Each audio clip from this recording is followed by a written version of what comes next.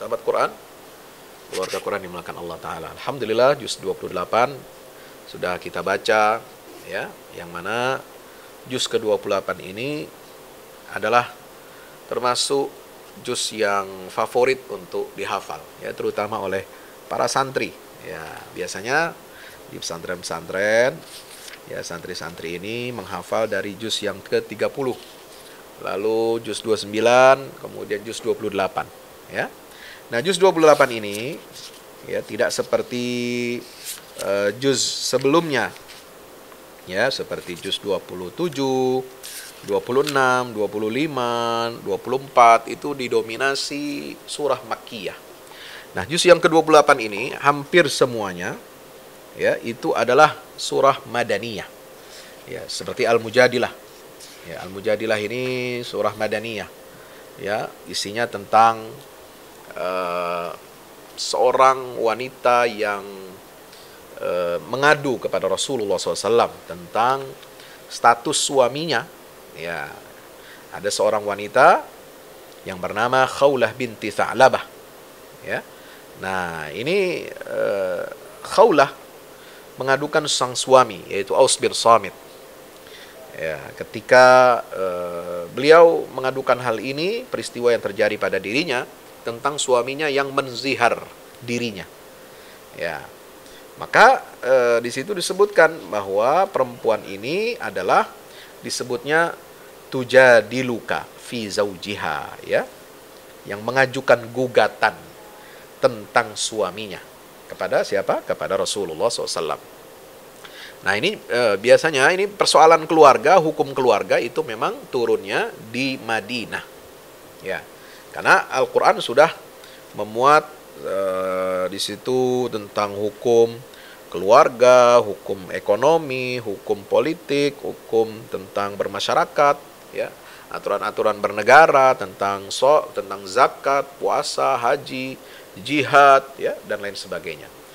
Kemudian surat Al-Hasyr juga Madaniyah, ya, karena peristiwa di situ mengandung peristiwa apa? Peristiwa di mana Yahudi Bani Nadir, ya, itu, dan juga pada umumnya Yahudi Quraiza, Yahudi Bani Qainuqa, tapi di sini khusus Bani Nadir, ini dihinakan oleh Allah dan Rasulnya Sallallahu Alaihi Wasallam, dan mereka diusir keluar, ya, dievakuasi keluar dari Madinah. Itulah Al-Hasyr, ya, karena Al-Hasyr itu artinya, ya, Al-Hasyr itu adalah mengumpulkan sesuatu. Dalam hal ini apa? Nabi mengumpulkan pasukan-pasukan untuk orang-orang Yahudi. Ya, mereka untuk diusir, ya, dalam pengusiran yang pertama. Ya. Kemudian surah Al-Mumtahinah juga surat Madaniyah.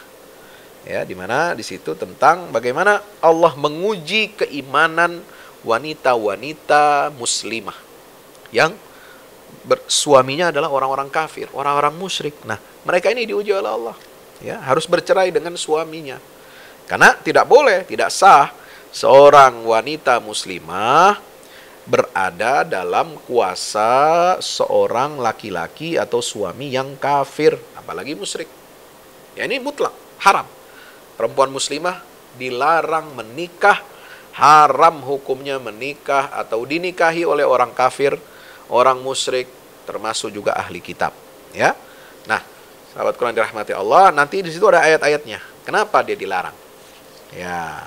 Kemudian di situ ada pola hubungan tentang muslim dan non muslim. Ya. Di mana kita berbuat adil, di mana kita berbuat baik, dan di mana saatnya tegas kepada mereka. Demikian pula surat setelahnya, surat Shaf itu Madaniyah.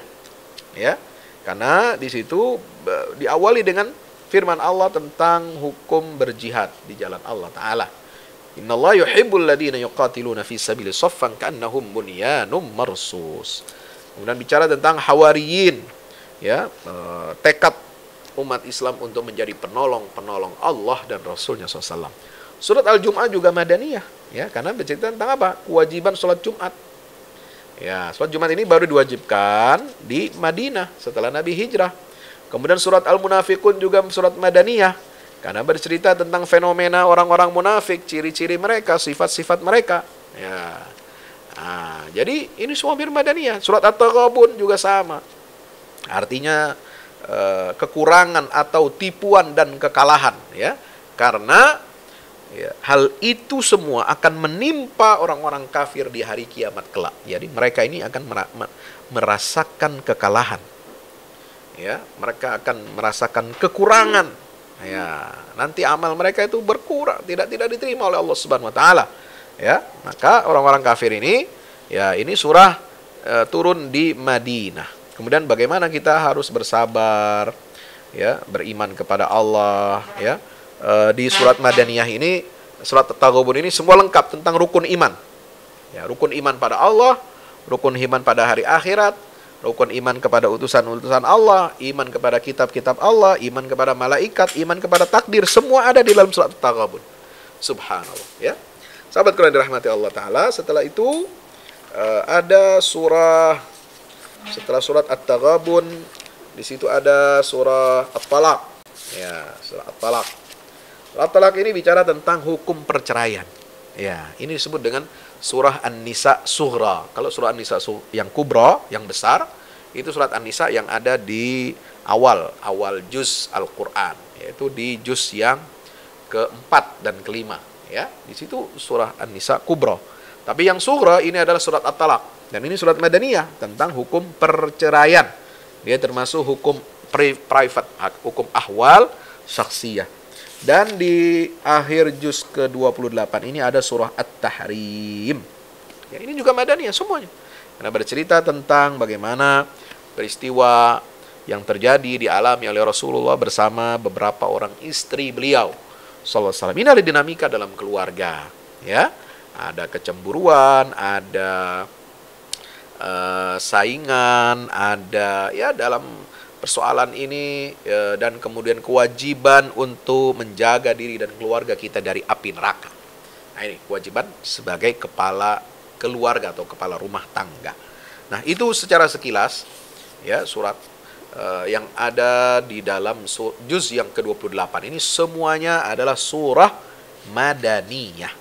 Sahabat Quran dimulakan Allah Ta'ala, mari kita coba mengulas satu persatu, ya, tentu secara singkat, tidak bisa semuanya, ya, kita bahas ini semuanya, tidak. Tapi kita ulas satu persatu secara garis besar.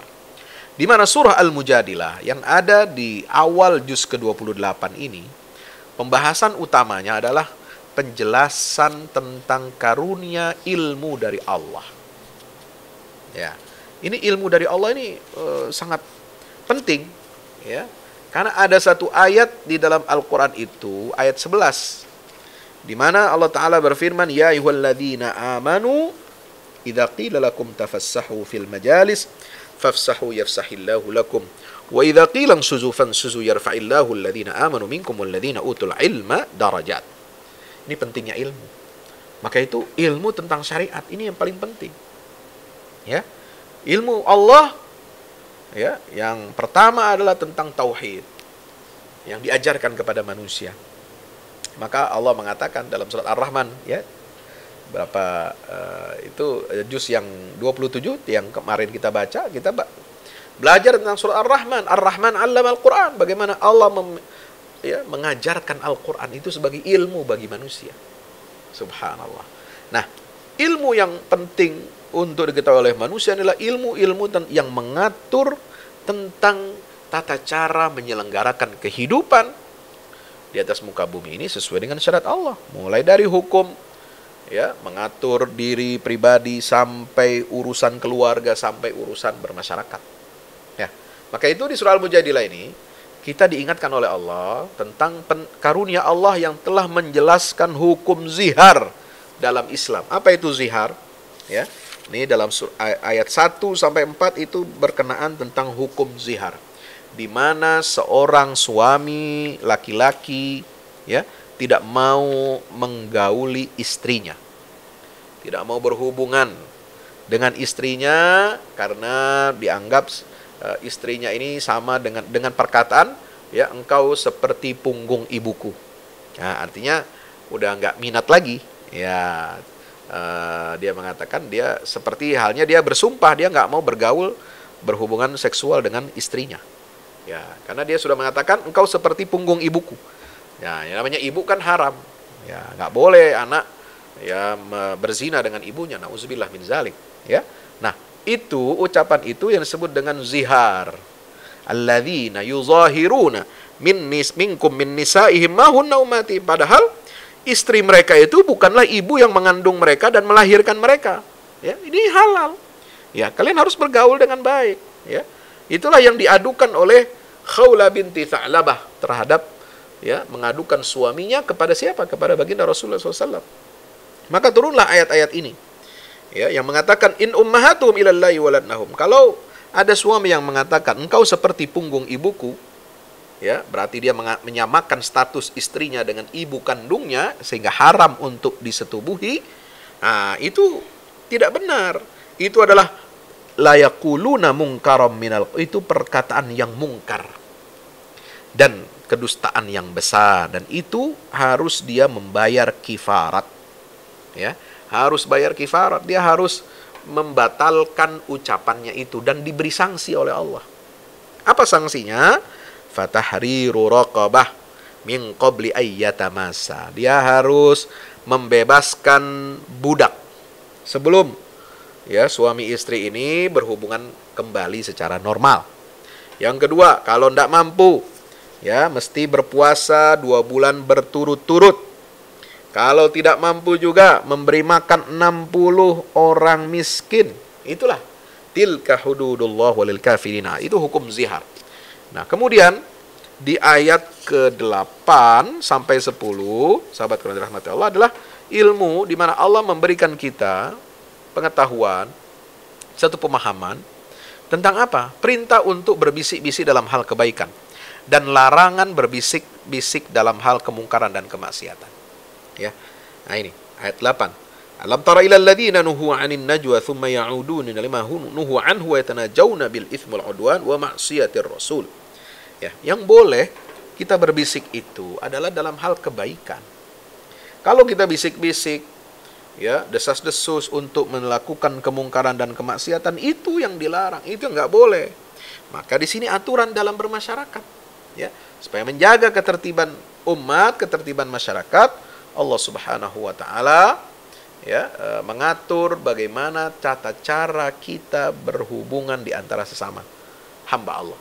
Ya, sebab jamaah kaum muslimin ini tidak boleh ada permusuhan, tidak boleh ada perselisihan, jangan sampai ada bisik-bisik, ya, perbuatan mungkar, ya, diam-diam melakukan kemaksiatan, kemungkaran. Nah, itu ya, tapi mestinya ya perbuatan mungkar ini harus kita cegah. Ya, jangan sampai dijadikan bahan candaan, jangan jadi bahan pembicaraan, apalagi sampai dilakukan baik terang-terangan maupun secara tersembunyi. Ya, sahabat yang dirahmati Allah. Maka kemudian ayat 11, keutamaan orang berilmu. Nah, ini. Jadi ilmu Allah diberikan kepada siapa? Orang yang beriman dan beramal saleh. Yarfa'illahu alladhina amanu minkum walladzina utul ilma darajat. Oh, jadi orang beriman itu akan naik levelnya, derajatnya kalau dia berilmu. Ya, beriman saja udah bagus. Tapi kalau beriman plus dia berilmu, subhanallah, itu diangkat derajatnya oleh Allah Subhanahu wa taala. Kemudian, sahabat yang dirahmati Allah, di ayat berikutnya, ayat 12 sampai ayat 13, ya, itu Allah Subhanahu wa taala tidak memberatkan Nabi SAW untuk berbicara. Ya, wahai orang-orang yang beriman, jika kalian ya ingin berbicara kepada Rasulullah secara rahasia antara kalian dengan beliau, maka dahulukanlah, ya, sebelum itu berikanlah sedekah untuk yang membutuhkan. Ya, dan itu lebih baik untuk kalian. Ya, lebih menyucikan hati kalian.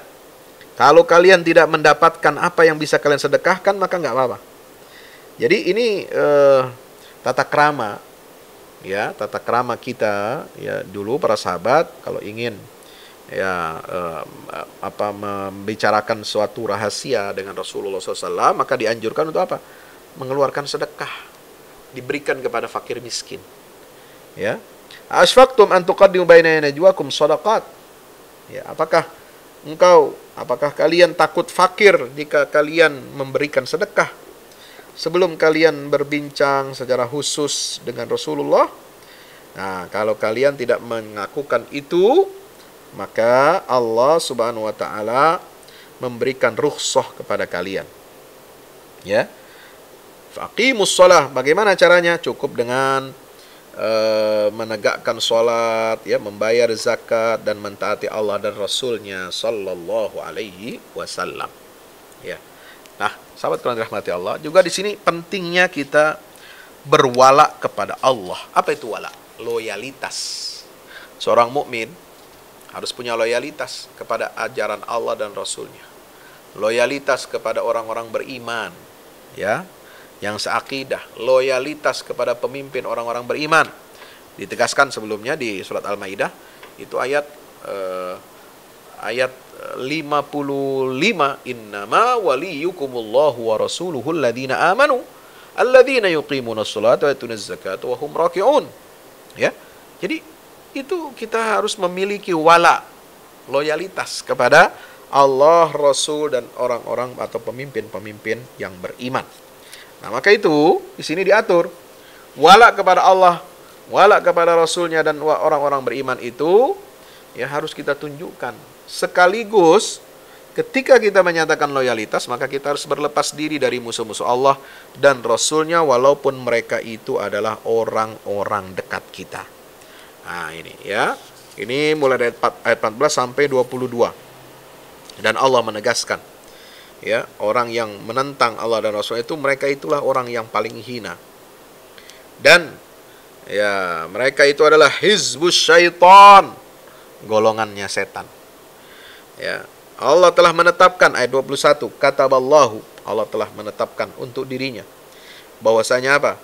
Ya, la aghlibanna ana wa rusuli.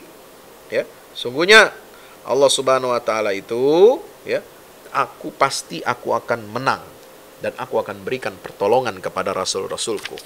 Nah, di akhir ayat 22 itu mengatakan apa? Ya, nggak boleh kita orang yang beriman pada Allah dan hari akhir itu berkasih sayang dengan orang-orang yang menentang Allah dan Rasulnya, memerangi Allah dan Rasul. Ya, meskipun mereka itu adalah ayah kita, anak kita, saudara kita, kerabat kita, ya, itu tidak boleh kita memberikan kasih sayang kepada mereka. Dalam pengertian apa? Kalau berbuat baik tetap boleh. Ya, berbuat baik kepada keluarga yang berbeda agama, kepada orang tua yang beda agama, bahkan kepada anak yang beda agama dengan kita. Ya, dia pilih jalan hidupnya sendiri, dia tanggung jawab sendiri, tapi kita harus tetap berbuat baik. Ya, itu disebutkan dalam Al-Quran, wasahibuhuma fid dunya ma'rufa. Maka maksud di sini tidak boleh berkasih sayang itu adalah kita mendahulukan mereka, ya, dan mengalahkan kepentingan Allah dan Rasulnya. Ya, kita malah berkasih sayang, kita membocorkan rahasia, kita malah membela mereka mati-matian. Ya, walaupun mereka ini salah, mereka ini telah memerangi Allah dan Rasulnya.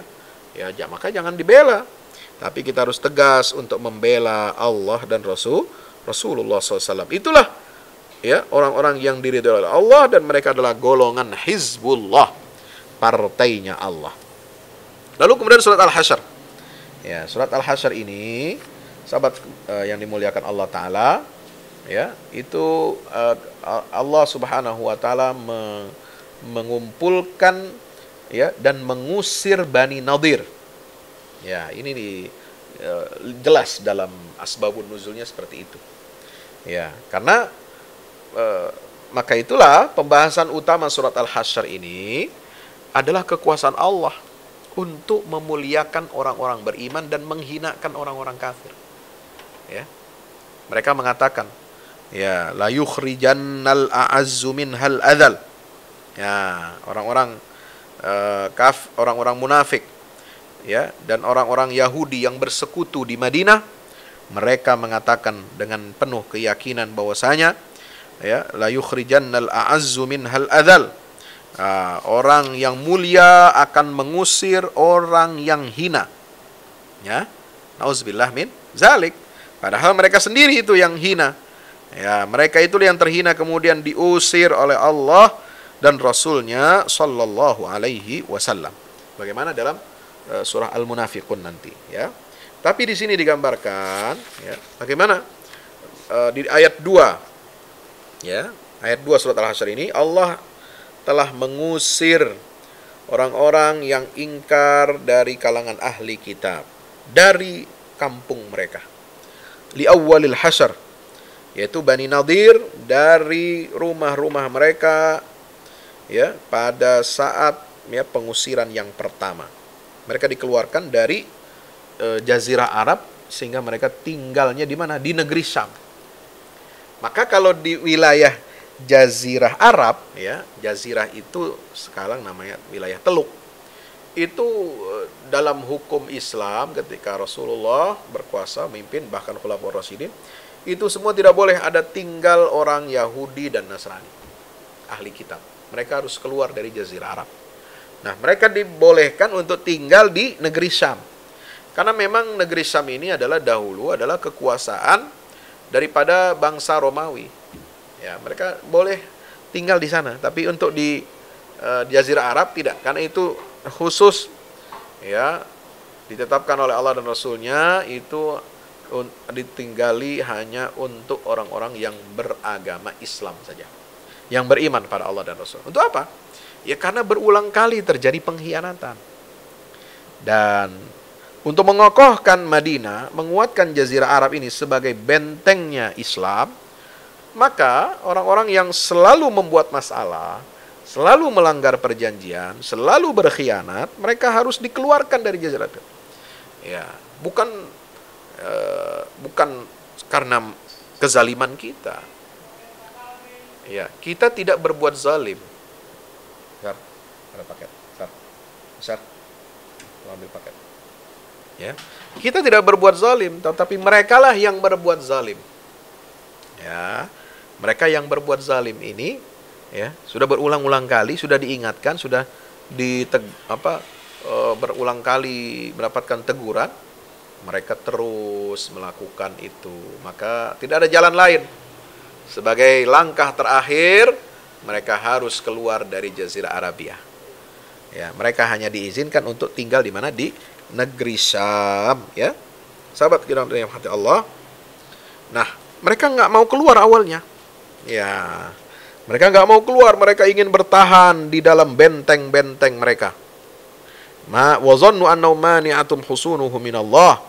Tapi kemudian Allah Subhanahu wa taala hancurkan, ya, dan Allah berikan rasa takut di dalam hati mereka, dan mereka sendirilah yang menghancurkan rumah-rumah mereka dengan tangan mereka dan dengan tangan orang-orang yang beriman. Nah, ini. Nah, itu yang disebut dengan peristiwa Al-Jala. Al-Jala itu apa? Al-khuruj min diyarihim. Ya, keluar dari negeri mereka. Nah, ya. Nah, disitulah apa sebabnya, alasannya mereka itu, alasannya kenapa dikeluarkan? Karena ayat 4 mengatakan dzalika bi annahum syaqullaha wa rasulah. Mereka itu, ya, menentang Allah dan Rasulnya, memusuhi Allah dan memerangi Allah dan Rasulnya. Nah, maka itu sudah hukuman yang paling wajar, ya, perkhianat kepada negara. Dari nasihati tidak bisa diperbaiki, ya sudah, keluar Anda, ya, tidak ada pilihan lain. Ya, sahabat yang dirahmati Allah. Lalu kemudian surat Al-Hasyr ini, ya, memberikan hukum harta rampasan perang, yaitu harta fai. Ma afa Allahu ala rasulihi, ya, faminhum fama aujaftum alaihi min khailin wala rikab, sampai kemudian ayat 7. Nah, itu adalah hukum tentang rampasan perang yang diambil atau yang diperoleh kaum muslimin tanpa terjadi peperangan, itu fai. Ya, kalau rampasan perang itu karena adanya peperangan fisik, itu namanya ghanimah. Tapi kalau seperti kasus Bani Nadir, tidak ada peperangan, mereka harus dikeluarkan, dipaksa, ya, meninggalkan Jazirah Arab, meninggalkan Madinah, silakan kamu tinggal di negeri Syam, maka harta benda mereka, properti mereka, tanah-tanah mereka, usaha dagang mereka di Madinah itu tidak boleh mereka bawa, dan itu menjadi harta fai bagi kaum muslimin, ya. Nah, itu hukumnya ayat 5 sampai 7. Nah, di ayat 8 dan 9 Allah menerangkan bahwasanya harta fai itu dibagikan kepada siapa? Kaum muhajirin, kaum ansor, ya itu. Maka disebutkan tentang keutamaannya kaum muhajirin dan ansor. Yaitu siapa orang muhajirin? Mereka yang terusir dari negerinya, ya, tidak bawa harta mereka. Mereka datang pindah ke Madinah hanya untuk mendapatkan karunia Allah dan keridhaan Allah, dan mereka selalu menolong Allah dan Rasulnya. Dan juga kepada kaum ansor diberikan harta fai itu. Kenapa? Karena mereka adalah orang-orang yang menepati janjinya. Mereka tinggal di negeri Madinah, dan mereka telah menempati iman itu menempatkan iman dalam hati mereka. Sehingga tidak ada bedanya mereka dengan kaum muhajirin.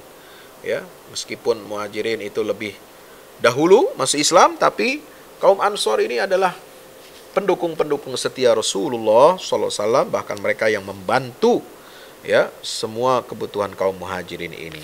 Subhanallah. Nah, disitulah doa, ya, para penerusnya, ya, orang-orang beriman ini harus berterima kasih kepada kaum muhajirin dan ansor. Jangan malah mencela, jangan mengutuk, jangan menghina, jangan melecehkan, apalagi sampai mengkafirkan dan memurtadkan kaum muhajirin dan ansor.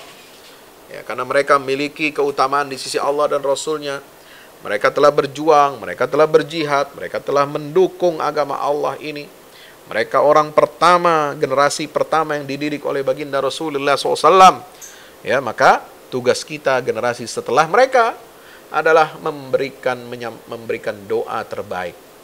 Yaquluna Rabbana ighfir lana wa li ikhwanina alladhina sabaquna bil iman wa la taj'al fi qulubina ghillan lil ladzina amanu Rabbana innaka ra'ufur rahim. Nah, lalu kemudian, nah, bagaimana di sini tentang kaum munafik?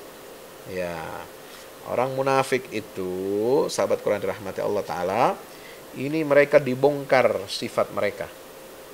Ya, itu ayat 11, ayat 12.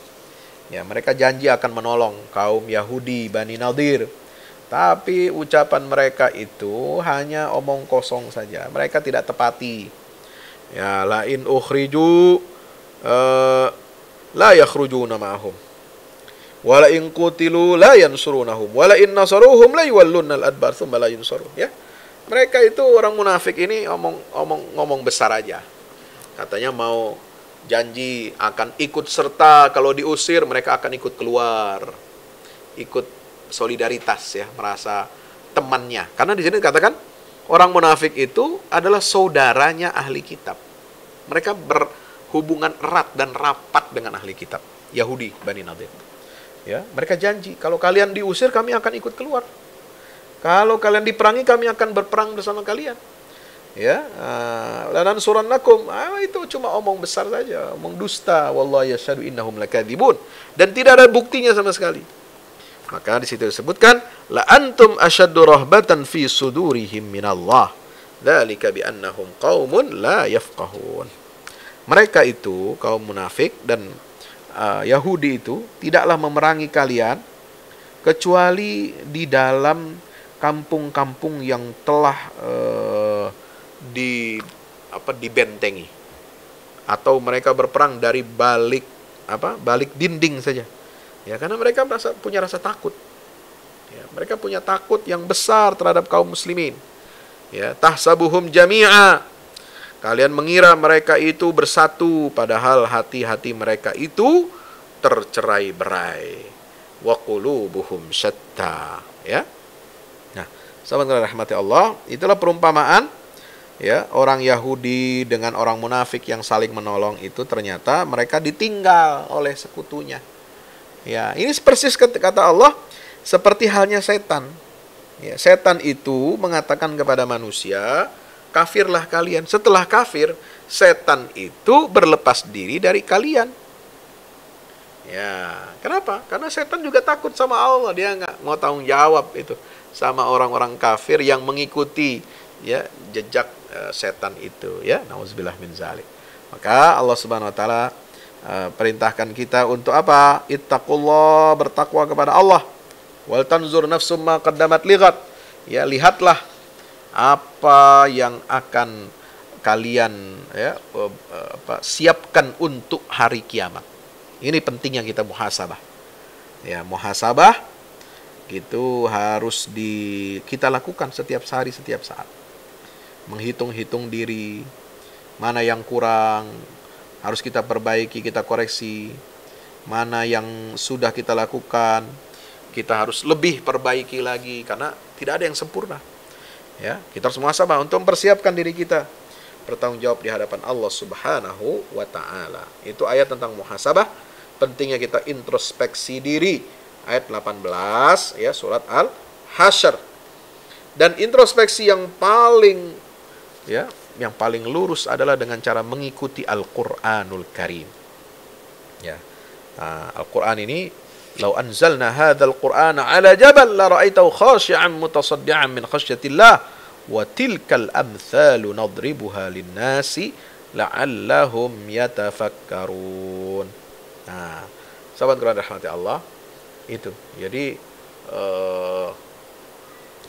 Quran ini itulah yang dapat memberikan kita ketenangan. Quran ini yang dapat memberikan kita, menanamkan kita rasa takut kepada Allah, khasyatullah. Ya. Dan di akhir surah Al-Hasyr ini Allah memberikan keterangan kepada kita tentang asma al-husna.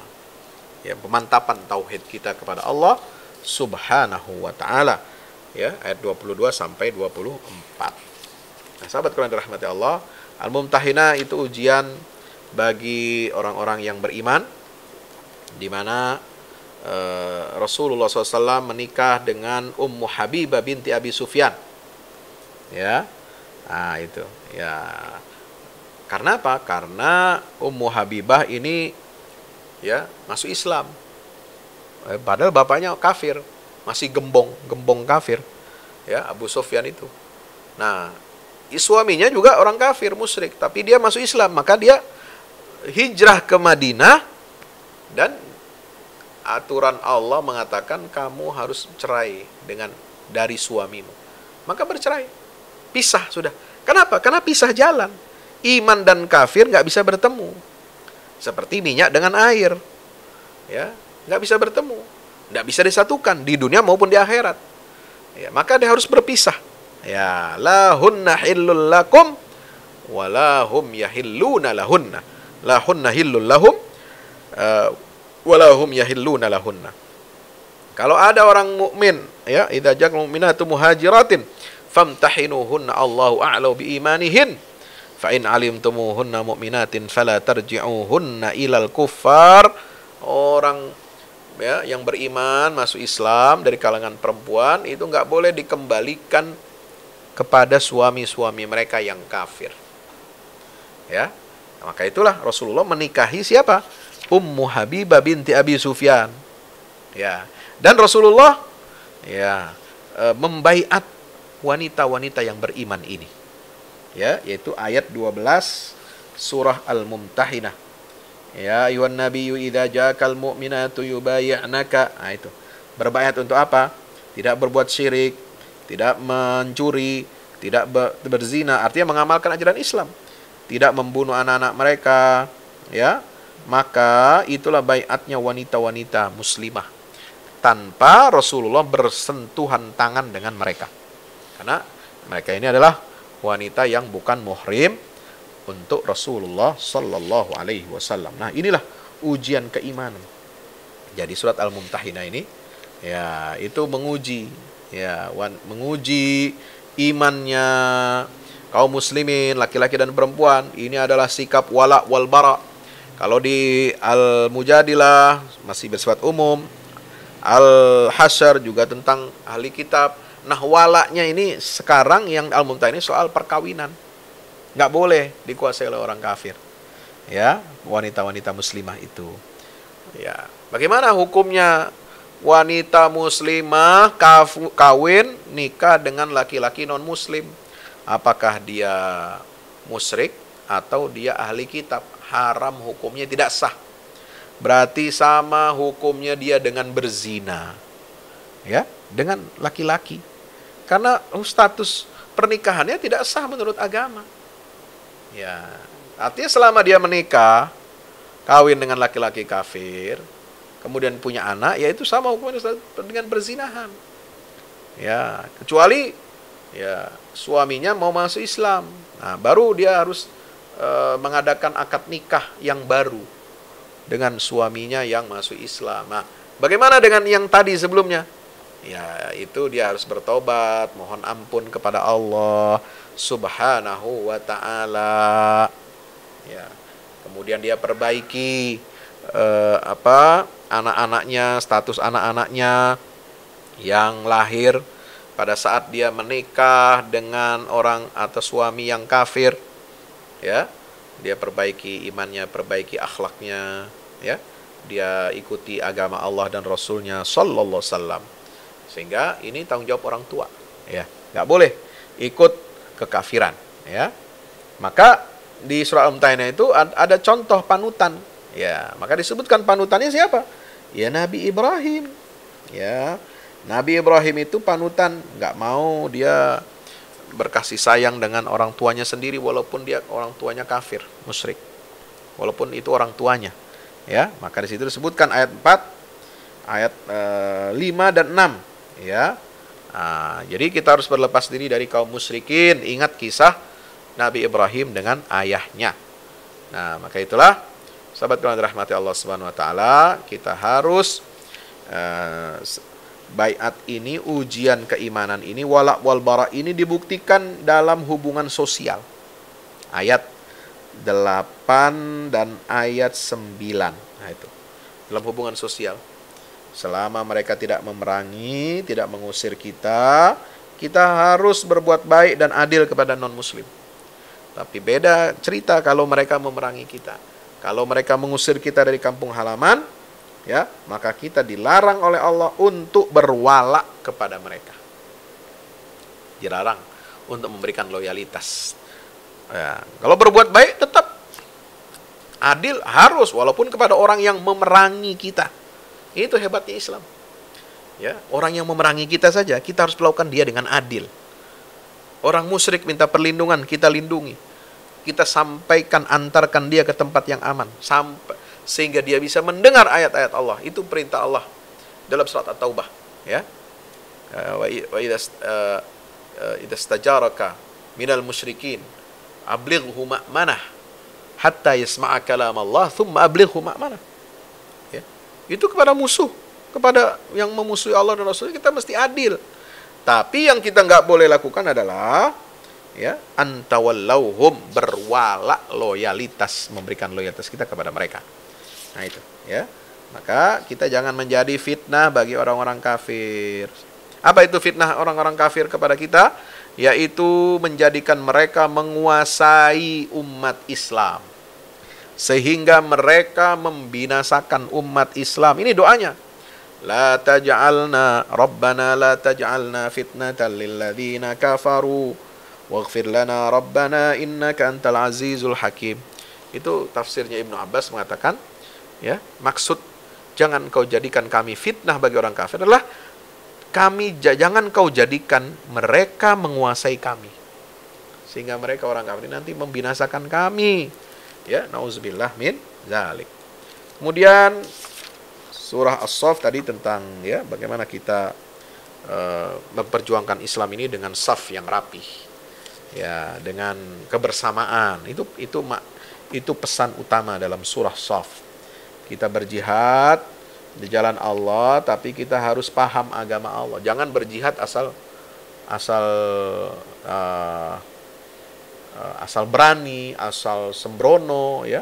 Tidak pakai ilmu, nggak boleh. Tapi dia harus ya menyusun strategi, harus tahu ilmunya, harus tahu syariatnya, ya, tahu syarat rukunnya berjihad di jalan Allah, nggak sembarangan. Neror bom bukan jihad. Ya, membunuh orang lain tanpa hak bukan jihad namanya. Ya, maka itulah di sini di surat Shaff Allah menyebutkan kriteria orang-orang yang beriman, ya, yang senantiasa mereka mendapatkan perniagaan yang menguntungkan dan menyelamatkan mereka dari siksa yang pedih. Ayat 10 surat As-Shaff. di mana mereka beriman pada Allah dan Rasul-Nya, berjuang dengan harta dan nyawanya, sehingga Allah mengampuni dosa-dosa mereka dan masukkan mereka ke dalam surga-surga dan tempat-tempat yang baik di dalam Jannatu Aden. Itu ayat 11 dan ayat 12 ya. Nah, sahabat rahmati Allah, salat Jumat tadi sudah ya saya sampaikan di awal tentang hukum salat Jumat. Adabnya, ya, kriterianya, tata caranya, bagaimana harus kita lakukan, ya, itu di ayat 9 sampai ayat 11. Lalu tentang surah Al-Munafikun. Nah, ini bahayanya kaum munafik. Disebutkan di sini di 11 ayat dalam surat Al-Munafikun bahwa mereka ini para pendusta. Ya, mereka bersumpah atas nama Allah dan Rasul-Nya, tapi mereka jadikan itu sebagai apa? Sebagai tameng, sebagai perisai, ya, untuk menghalang-halangi manusia dari jalan Allah. Nah, mereka ini orang munafik ini, sahabat kena rahmati Allah, mereka itu pandai bercakap-cakap. Ya, pakaian mereka mewah mentereng, tapi mereka ini, kata Allah, ka'annahum khusyubum musannadah. Ya, itu mereka itu ibaratnya apa? Ya, khusyubum musannadah, seperti kayu-kayu, ya, yang kayu-kayu yang tidak ada, ya, kayu-kayu yang sudah mati, yang nggak ada ruhnya lagi, nggak ada kehidupan lagi, ya, kayu-kayu dia cuma kayu-kayu itu tidak ada gunanya lagi, ya. Nah, ini jadi alat bagi mereka untuk menentang Allah dan Rasul-Nya. Itulah kebiasaan kaum munafikin, ya. Mau minta istighfar atau tidak, mereka tidak akan, ya, mendapatkan ampunan dari Allah Subhanahu wa taala. Ya, maka itu kebiasaan mereka. Yang berikutnya adalah apa? Mereka mengajak, memprovokasi orang-orang Madinah untuk tidak memberi nafkah kepada kaum muhajirin. Tidak memberi bantuan kepada kaum muslimin. Ya, mereka ingin boikot secara ekonomi. Supaya apa? Orang-orang muhajirin ini supaya keluar dari Madinah. Ya, supaya mereka tidak mendapatkan pertolongan dari saudara-saudaranya. Dan mereka telah bersumpah bahwasanya orang yang mulia itu akan mengeluarkan orang yang hina, mengusir. Padahal, ya, Allah Subhanahu wa taala dan Rasul-Nya itulah yang memiliki kemuliaan dari Allah Subhanahu wa taala, dan sementara mereka itulah yang akan terusir. Orang munafik itu yang terusir dari rahmat Allah taala. Dan di sini di ayat terakhir, ayat 10, 11 itu keutamaan bersedekah. Ya, bersedekah keutamaannya sangat besar di dunia ini, dan itu perintah Allah tentang bersedekah. Kenapa ada di dalam surat Al-Munafikun?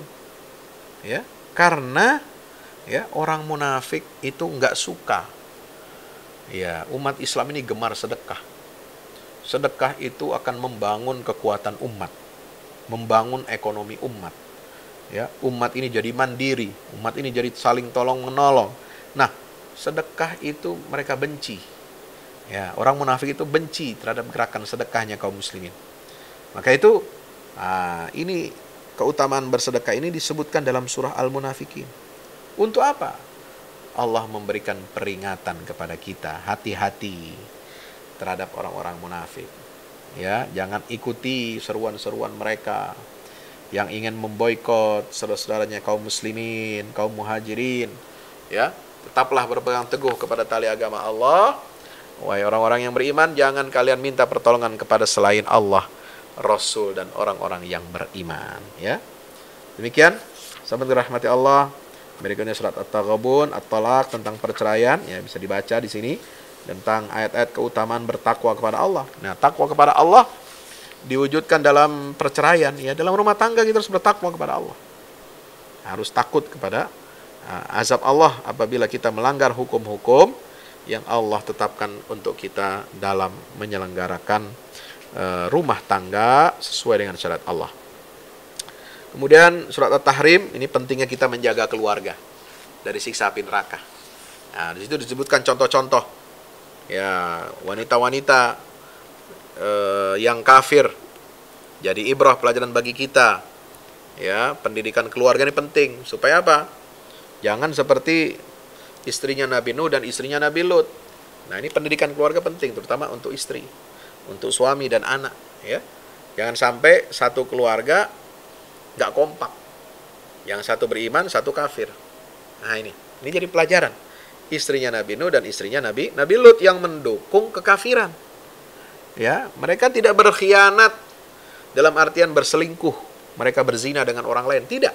Tapi mereka khianat dari sisi agama. Ya, mereka tidur seatap, serumah, sekamar dengan orang beriman. Ya, perempuan-perempuan ini, tetapi mereka berkhianat kepada Allah dan Rasulnya sallallahu alaihi wasallam. Nah, contoh bagi orang-orang yang beriman siapa? Ya, jadi contoh tauladan itu adalah istrinya Fir'aun. Suaminya kafir, tapi dia mau beriman. Ya, malah benci kepada kekafiran. Ya, minta diselamatkan dari Fir'aun dan orang-orang yang zalim. Serta contoh wanita beriman ini adalah Maryam putri Imran. Itu ibunya Nabi Isa alaihi salam. Itulah contoh keluarga-keluarga yang mendapatkan kemuliaan dari Allah Subhanahu wa ta'ala. Demikian, sahabat Quran dirahmati Allah, mudah-mudahan bermanfaat. Kita jumpa lagi esok malam, juz yang ke-29. Ya, semakin dekat kita mengakhiri bulan Ramadan. Mudah-mudahan Ramadan kita senantiasa diberkahi oleh Allah Ta'ala. Assalamualaikum warahmatullahi wabarakatuh.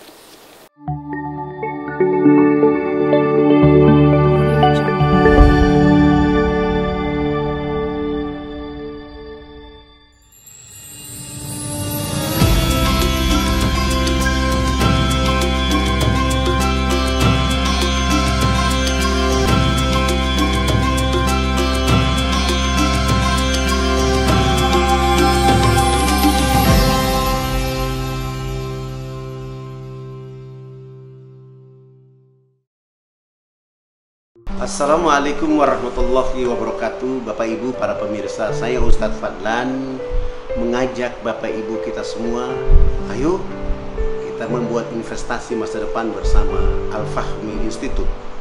Gedung ini sedang dibangun, membutuhkan segala dukungan dari kita semua. Maka itu saya mengajak Bapak Ibu semua, hari-hari dengan kebaikan, hari-hari dengan berinfak, hari-hari dengan bersedekah, hari-hari dengan berwakaf. Dan sangat tepat Bapak Ibu memilih wakaf bersama Al-Fahmi Institute untuk generasi Quran akan datang. Rekeningnya ada di BCA, Muamalat, dan BSM. Ada di bawah sini. Ayo, dengan Al-Fahmi Institute kita mencerdaskan umat dengan Al-Quran untuk Indonesia lebih baik. Wassalamualaikum warahmatullahi wabarakatuh.